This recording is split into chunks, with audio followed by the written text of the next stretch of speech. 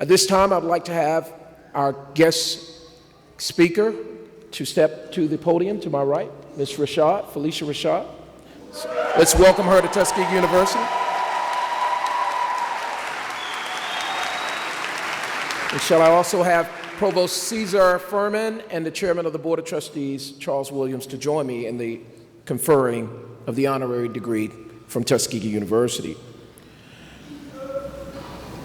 Ms. Rashad, from the roots of one who celebrated the art and history of the American Southwest, you have distinguished yourself as an actress par excellence, who has shown strength and perseverance, the determination to prevail and to reach one's goals. Skilled and cultured, you have endeared yourself to all whom you have come into contact with. Whether on television screen, in film, or on the stage, you have captured the utmost respect and admiration from all of us assembled here today and beyond. Of course, you are best known to many of us as the wonderful Claire Huxtable.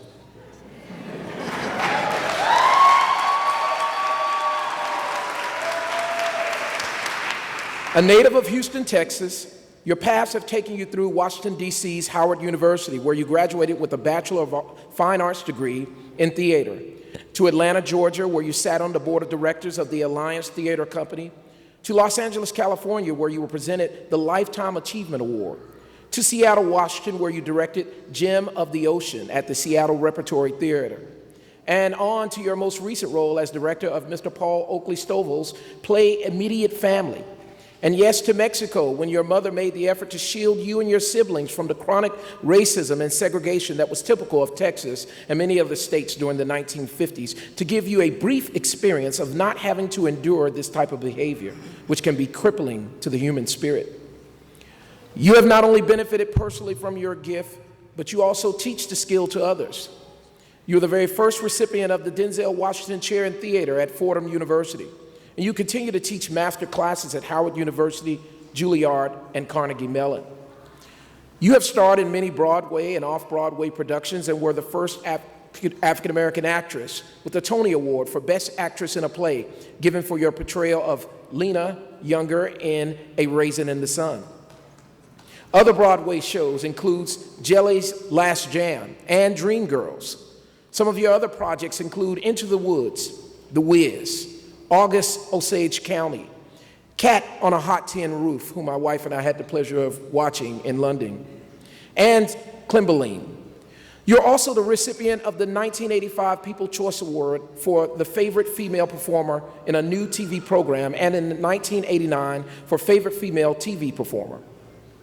You have received Emmy nominations for Outstanding Lead Actress in a Comedy Series and Outstanding Lead Actress in a Movie.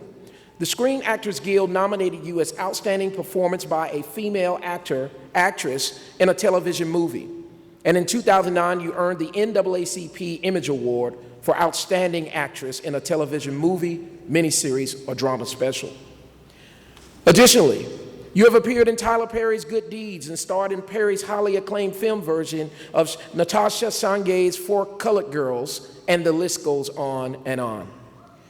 You and your younger sister, Debbie Allen, own and operate the production company, DAD, Dr. Allen's Daughters, a tribute to your dad and to your responsibleness in giving back. You credit your Pulitzer-nominated mother as the artistic and free spirit that has influenced and encouraged the remarkable creativity that marks you as a performer and a person. What a wonderful televised tribute to the two of you gave your mother this past Mother's Day weekend, 2015. For your wonderful gift of acting, for opening doors that were once closed, and for building bridges where none before existing, for being a courageous and daring person, and for teaching us all to embrace the spirit of oneness in our society, Tuskegee University honors you today. Therefore, by the authority granted by the Tuskegee University Board of Trustees, I am very pleased to confer upon you the honorary degree, Doctor of Humane Letters, with all the rights and privileges appertaining thereto. Congratulations, Ms. Rashad.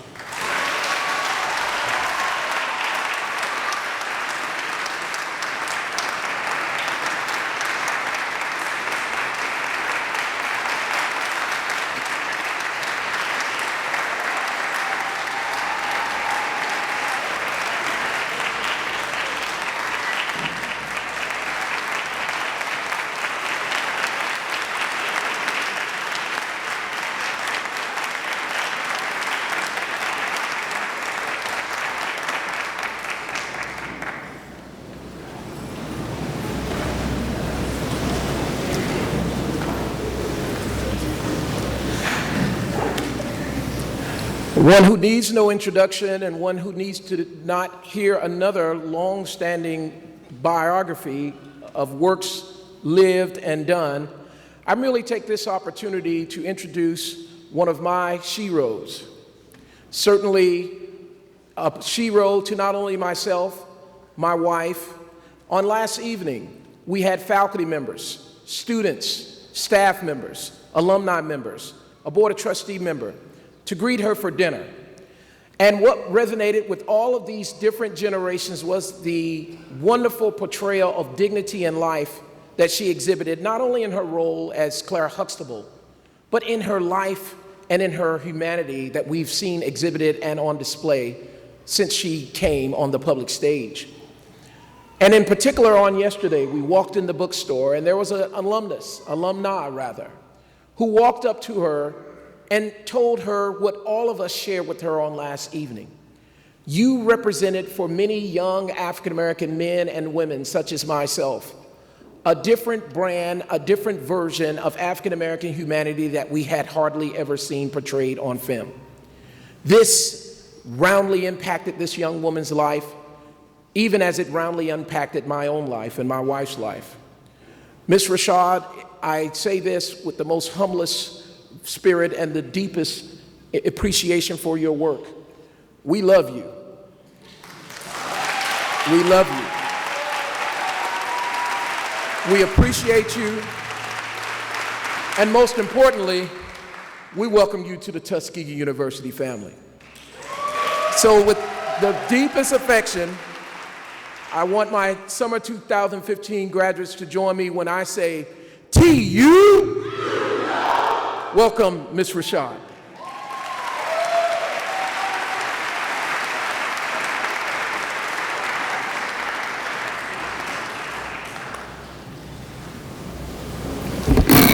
Thank you, President Johnson,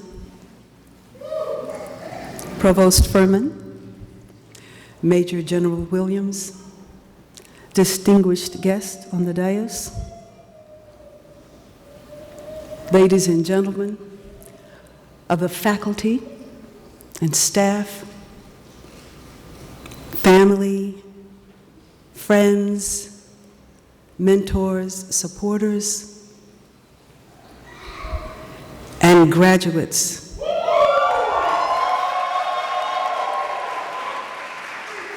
(2015) Summer Commencement graduates of Tuskegee University, thank you all. I feel that I have waited all my life to be here.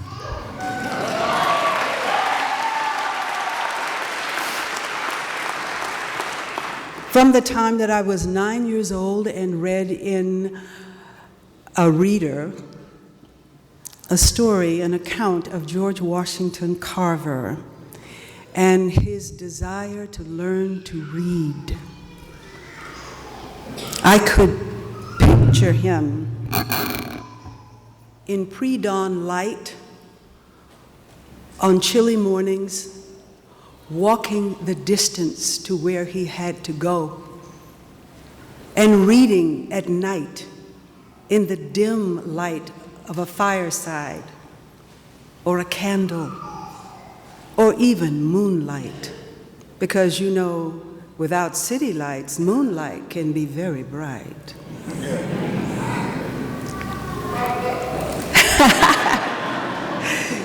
Such was his desire. It was his intention to learn at any cost. And at that time, learning was very dangerous for people like him, like you and me. But he did it anyway. I wanted to be here. And then in high school, our majorette sponsor, Mrs. Sheeler, gave us a story, an account of her visit as a young girl to Tuskegee. It was Tuskegee Institute at the time, and she was so excited because her mother was bringing her to meet the famed Dr. George Washington Carver.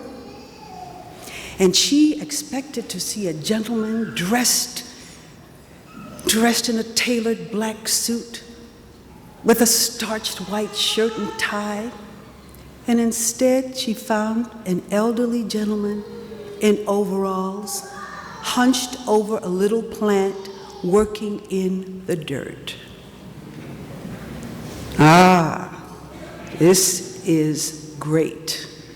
This is truly great, because this is who he was. This is a great day. This is your day, and your day, and your day. This day has brought us all together in acknowledgement, recognition, and celebration of your accomplishments. Your accomplishments are everyone's accomplishment. Aha. You didn't think about it like that, did you?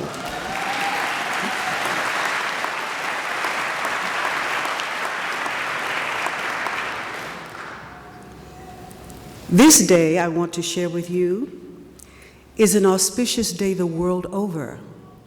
According to ancient Vedic tradition, this is the day of the fullest moon of the year. And this fullest moon of the year is dedicated in honor to remembrance and gratitude of God's grace-bestowing power.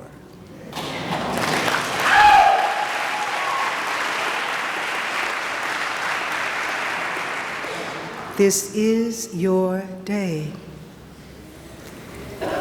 When I arrived yesterday, well, actually the night before, I could feel it. I could feel it as soon as we turned off the highway, even before we entered the gates. I could feel it. And yesterday afternoon, I had the privilege of walking a portion of the grounds, visiting the statue of the lifting of the veil of ignorance, visiting the grave sites of the great founder, Dr. Booker T. Washington. Oh, yes. And Dr. George Washington Carver. I visited this chapel. I went to the archives. And as the president has already told you, I was privileged to have dinner with him in his home. Poetic justice, I think. And then, upon returning back to the residence here, I decided to revisit the statue of the lifting of the veil of ignorance. And I was accompanied by my friend, Paul Oakley Stovall.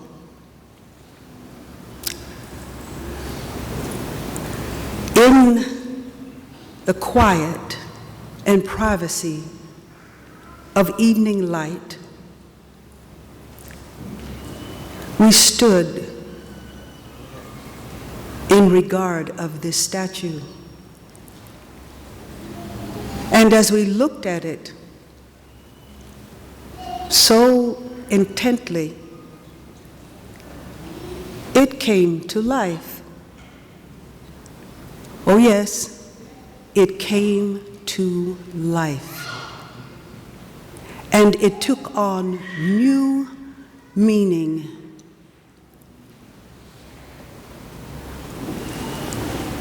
The lifting of the veil was not an act of the past. It is continued action in the present. And as we looked very carefully at the figure emerging beneath the veil, seated on the plowshed, he holds the book and compass with firm grip. He is not weak, he is strong. You see it in his body and in his face, and he emerges with a determination. As Dr. Washington stands behind, removing this veil with hand extended, that we should come and see and join and be a part of it. In lifting this veil, it is much more than introducing someone to academic pursuit. Academic pursuit is most valuable, but there's something else beneath it. This figure was endowed with potential. This figure emerging from beneath the veil had everything within him already.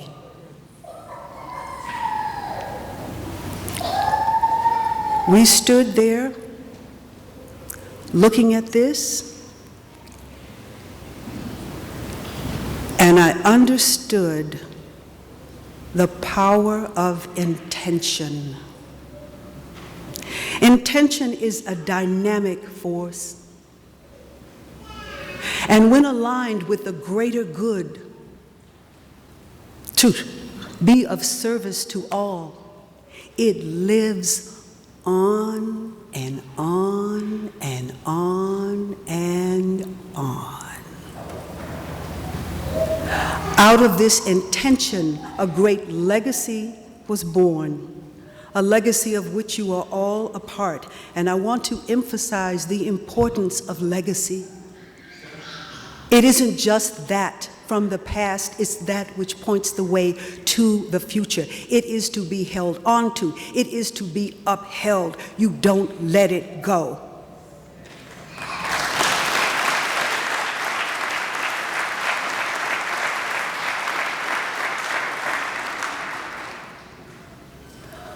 Also, as we stood watching this statue come to life, understanding the power of intention, not only behind the creation of this statue, but the one whom it honors,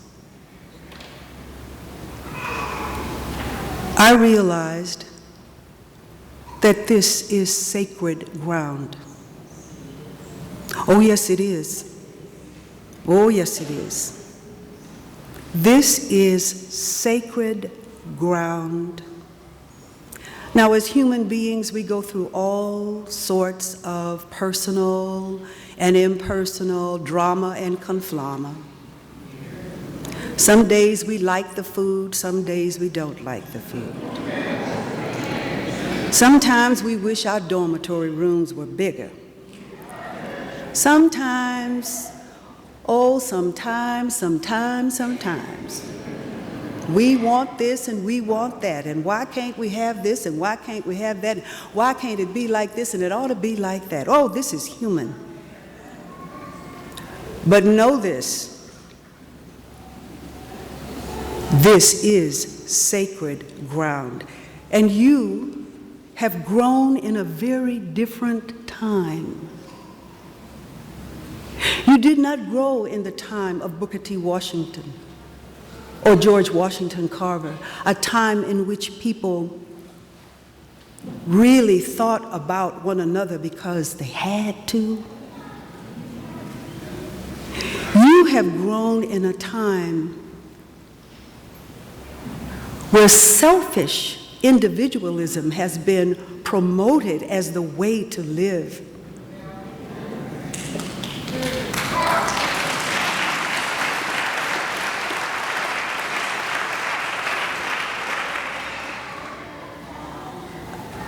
You have been encouraged to inspire to things and to associate your self-worth as a human being with things that you can acquire. This is not your making, this is not your fault. And yet, through God's wisdom and grace, you have been brought to this sacred place.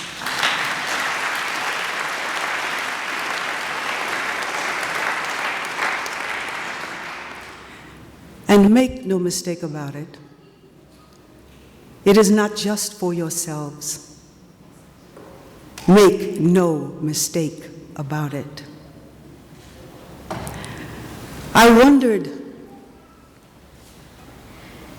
what must the life of a student at Tuskegee University be, walking the grounds of this sacred place, imbued with beauty in every direction that you look, surrounded by people who give themselves for your advancement and welfare,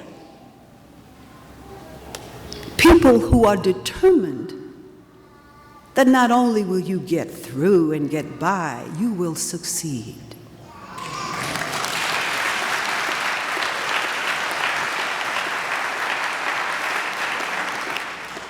Yeah, I know they're not clubs and bars in the proximity for you to visit. I say thank goodness for that.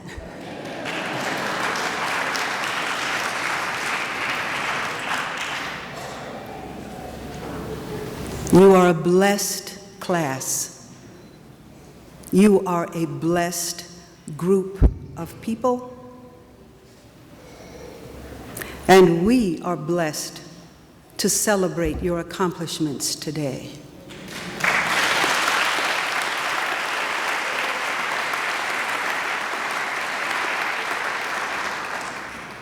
Yes, you will go forward and you will have jobs to go to. And yes, you will carry that Tuskegee seal with pride. Yes, you will.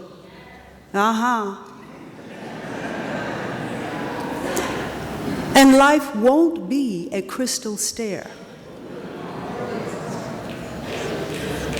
That is not the way for any of us, as it was not the way for the founders.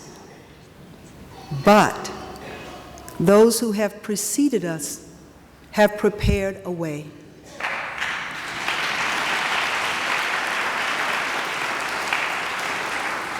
And so, graduates of the summer of 2015, I have little in the way of advice to offer you, but I do offer you this. May you live in the light of God's wisdom and protected and shielded by His love. May you grow in goodness and prosper in joy and come to know yourselves as one with the one who created you.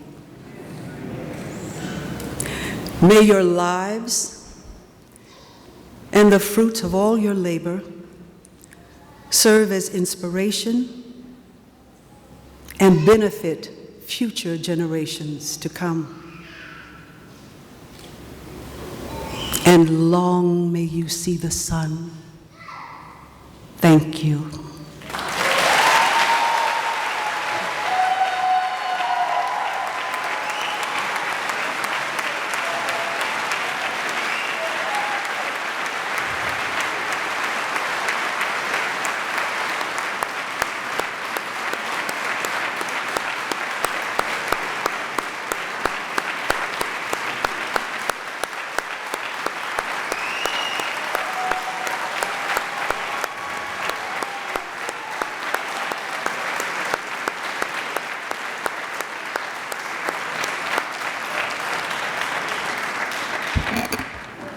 Indeed, depth and breadth are the two greatest 5- and 7-letter word combinations, and clearly, Ms. Rashad, you demonstrate both depth and breadth. Thank you once again for those wonderful words.